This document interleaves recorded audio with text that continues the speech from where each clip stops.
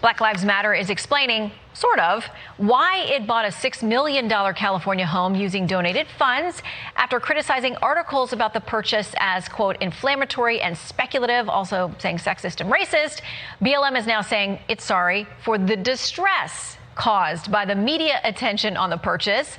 Let's begin tonight's lightning round right there with KTTH Seattle talk radio host Jason Rantz. Welcome back, Jason. Always great to see you. Good to see you.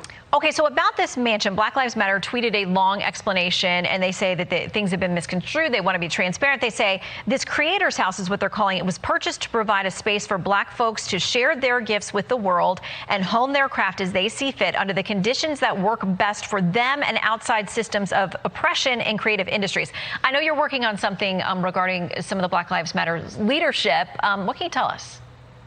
Yeah, so I'm working on a piece for The Federalist. Patrice Cullors, who is one of the co-founders of BLM, was actually just here in Washington this past Friday, and she responded to these reports and basically saying what we kind of heard on Twitter from some of these activists, that you are racist and you are sexist if you dare criticize anything that they're doing. And they basically hold this position that all the rules surrounding nonprofit, the rules surrounding how we're supposed to, come to expect management of funds, if you expect that to come from this group, well, you are racist and sexist because they have bigger plans here. They have a bigger justification for running things the way that they hope to run them because, of course, they're fighting against, dismantling an oppressive system that's keeping Black people down. But let's be clear, there's no defending any of this kind of stuff. You're not misspending to further the cause.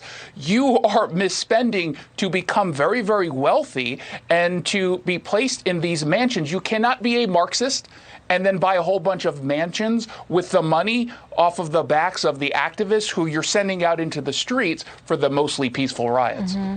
Yeah, and I would note, as we discussed during the commercial, Sean Campbell, who wrote this big expose piece that sparked a lot of this attention that they've been so upset about, is himself a Black man who says, I was raised by a single Black woman, and I've had police guns pointed at me. He said this was the hardest article he ever wrote because he didn't want it to take him down the path that he says the facts took him down.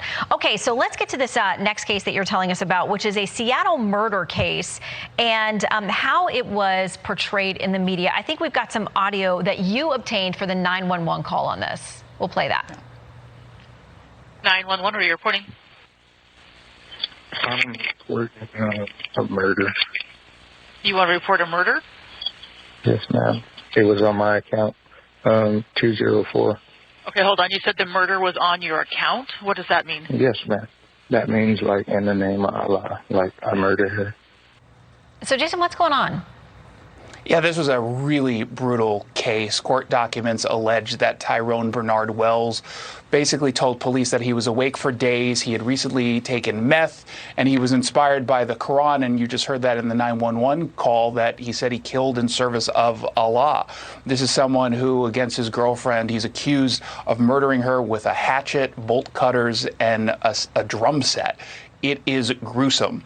And yet not a single TV station here in Seattle broadcast the full story. The Seattle Times flat out lied and claimed that there was no motive offered. They don't trust their audience enough, so they're keeping out the allegations that he says he was motivated by the Quran and by Allah. And I think the reporters here think that the audience hearing someone citing Islam in that way will effectively get the public to think all Muslims are dangerous. Now, obviously, the Quran doesn't tell you to murder your girlfriend, and no one actually believes that. It's just a condescending claim that I think ultimately does a disservice to the audience, and it shows you just the bias in how the media frames these stories. If this guy was a Bible-reading white dude who cited Jesus as the reason why he brutally murdered someone, I think we can expect that they would still be talking about it on the news and in the Seattle Times. They're choosing in this case not to because they view someone who's potentially, we don't even know if he's Muslim, by the way, but if he is, they view that as an oppressed group, so they don't want to even be perceived as criticizing them. Yeah, clearly a deranged, not well individual. A very disturbing case. All right, Jason, we hope that you'll bring us some more interesting stories very soon. Thank you for coming in tonight. My best. Thanks, Shannon.